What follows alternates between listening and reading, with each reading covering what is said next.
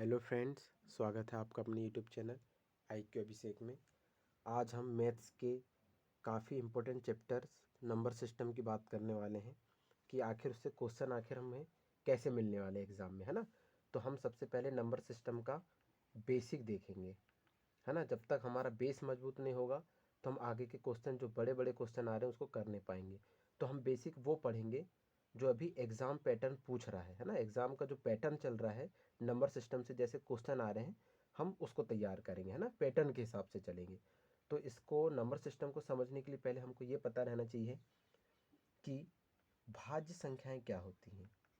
सबसे पहले हम ये जानेंगे, है ना, भाज्य संख्या क्या होती है। और दूसरा जानेंगे अभाज्य संख्या क्या होती है ना। अभाज्य संख्या क्या होती है ना। ये जान लेते हैं पहले। अभी रिसेंटली जितने भी पेपर हुए थे SSC के हो या रेलवे के हों या SSC GD के एग्ज़ाम हो, है ना, सबसे ज़्यादा क्वेश्चन अगर बनते हैं तो नंबर सिस्टम से भाज्य संख्याओं से रिलेटेड और अभाज्य संख्याओं से रिलेटेड क्वेश्चन बनते हैं। तो सबसे पहले हमको ये जानना जरूरी है कि आखिर भाज्य संख्या क्या होती है और अभाज्य संख्या क्या होती है, ठीक है। अच्छा, भाज्य संख्या को हम क्या कहते हैं और इंग्लिश में कंपोजिट नंबर, ठीक है, कंपोजिट नंबर, ठीक है। और अभाज्य संख्या को क्या कहते हैं हम, प्राइम नंबर, ठीक है, प्राइम नंबर। अब इसको देख लेते हैं क्या होता है भाज्य संख्या। बिल्कुल आम भाषा में समझेंगे, बुक की किताबों में जो लिखा है वो उससे बिल्कुल कोई मतलब नहीं रखना है, सिर्फ इतना याद रखना है मैं जो बता रहा हूँ, ठीक है। भाज्य संख्या ऐसी संख्या जो एक से सभी बड़ी संख्याएं होती है ना, जैसे जो उनसे कट रही हो। कैसे वो बात करेंगे, जैसे 4, उदाहरण देकर ही समझा देते हैं। 4 हो गया, 6 हो गया, 8 हो गया, ये कैसी संख्याएं हैं, भाज्य संख्याएं। ये कैसे पता चलेगा भाज्य संख्याएं, कि ऐसी संख्याएं जो एक से तो कटेगी, स्वयं से कटेगी, लेकिन अन्य तीसरी संख्या से भी कटेगी।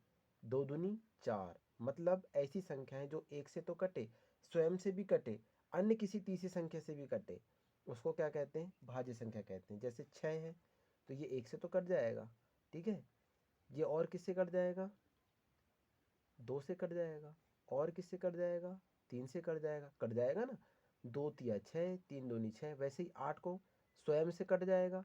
अन्य संख्या की बात करें तो ये 4 से कट जाएगा ना। और क्या हो सकता है, 2, 2 चौको 8, ये भी कट जाएगा। मतलब ऐसी संख्याएं जो स्वयं से विभाजित हो या अन्य किसी संख्या से विभाजित हो जाएं उनको हम भाज्य संख्या कहेंगे। उदाहरण के तौर पर 4, 6, 8, ये आगे और बढ़ती जाएंगी। अब अभाज्य संख्या देख लेते हैं। इसमें सिर्फ इतना याद रखना है अभाज्य संख्या में कि ऐसी संख्या या संख्याएं जो स्वयं से विभाजित हो, स्वयं से विभाजित हो तथा एक से विभाजित हो, ठीक है।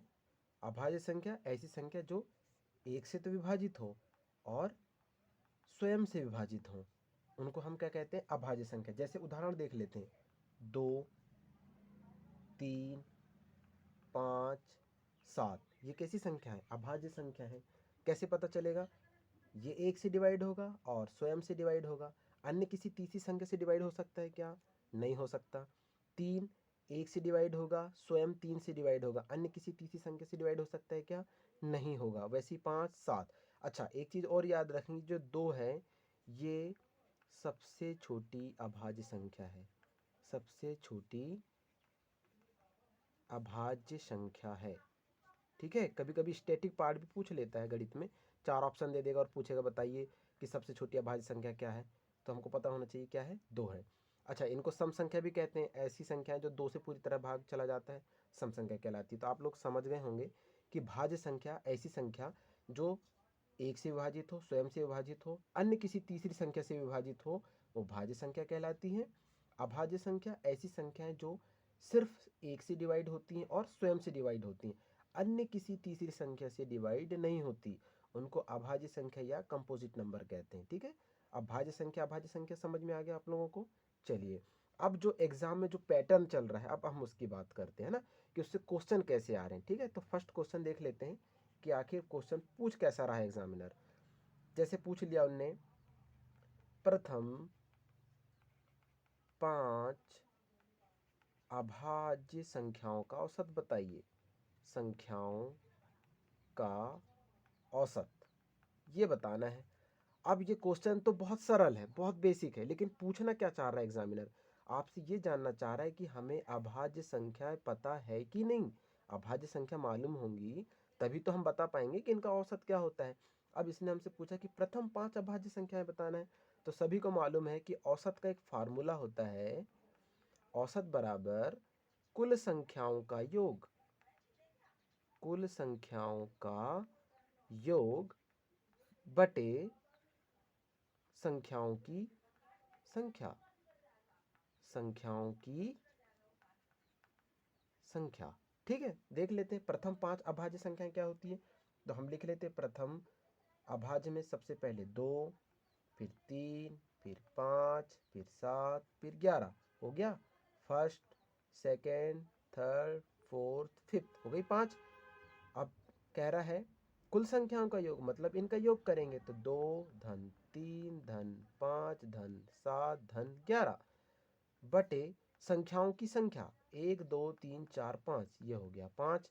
बस अब सिंपल इसको जोड़ लेते हैं, ये 5 और ये 3 2 5, तो ये मिलकर कितना हो गया 5 और 5 10, 11 और 7 करे तो कितना हो गया अपने पास 18 बटे 5 था।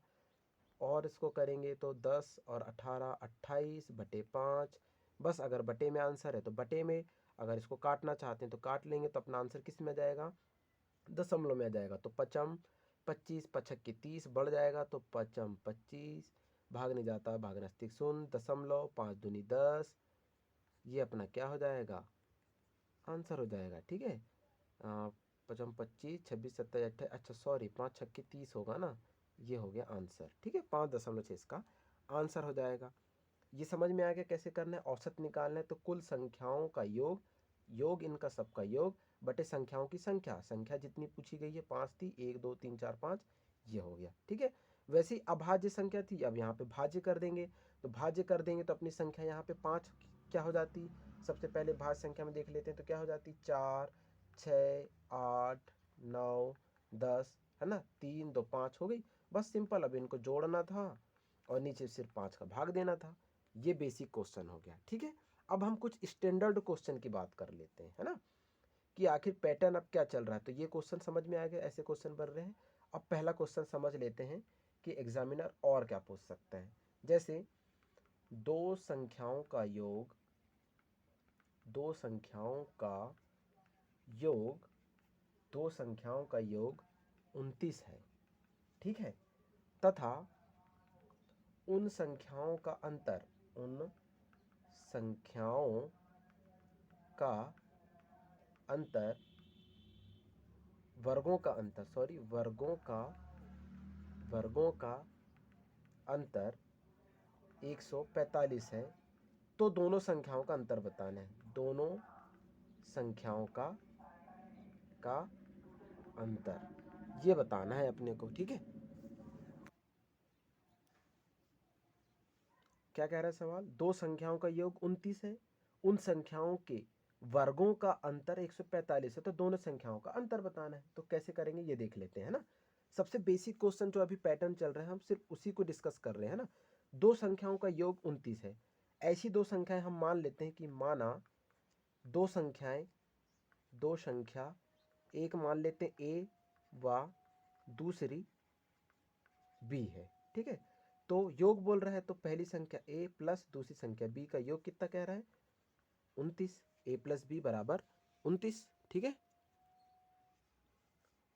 और आगे कह रहा है उन संख्याओं के वर्गों का अंतर बताना है, मतलब इनके वर्गों का अंतर माइनस बी का वर्ग बराबर 145। कैसे समझे ना, ए प्लस बी, क्योंकि योग कह रहा था दो संख्याएं थी, एक दो दो संख्याएं बराबर 29 हो गया। उन संख्याओं के वर्गों का अंतर, तो इनका वर्गों का अंतर पूछ रहा है, तो माइनस बी का वर्ग, वर्ग हो गया बराबर 145 है। बस अब इसको पता है, सभी ने 10th क्लास में पढ़े, ए का वर्ग माइनस बी का वर्ग क्या लिख सकते हैं हम, ए minus B A plus B बराबर में क्या दिया हुआ पानी 145। अब a माइनस बी तो है, a प्लस बी की वैल्यू हमारे पास कितनी दी हुई है 29, यहाँ कोई चिन्ह नहीं मतलब गुणे का चिन्ह। a प्लस बी हमारे पास 29 दिया हुआ है, बराबर में 145 है। अब क्या होगा, a minus B equal to 145 गुणे में था बटे में आ जाएगा 29, 29 पंचे 145, तो a माइनस बी बराबर हमारे 5 आ गया। यही हमारा क्या है, आंसर है। समझ में आ गया ये क्वेश्चन कैसे हुआ है। ए दो संख्याओं का योग था, a प्लस बी 29 हुआ, उनके वर्गों का अंतर ये वर्ग हुआ, माइनस बी का वर्ग हुआ बराबर 145। ए वर्ग माइनस बी वर्ग को हम क्या लिख सकते हैं, a minus B A plus B. ये कैसे लिखे, अगर इन दोनों का गुणा करेंगे कोई चिन्ह नहीं तो a का वर्ग माइनस प्लस माइनस, b का गुणा करेंगे दोनों का तो b का वर्ग बराबर 145 था। a माइनस बी कोई चिन्ह नहीं था मतलब मल्टीप्लाई होता है, a प्लस बी की वैल्यू हमारे पास 29 दी हुई थी, 145 हमने वर्गों का अंतर से क्वेश्चन से दिया हुआ था।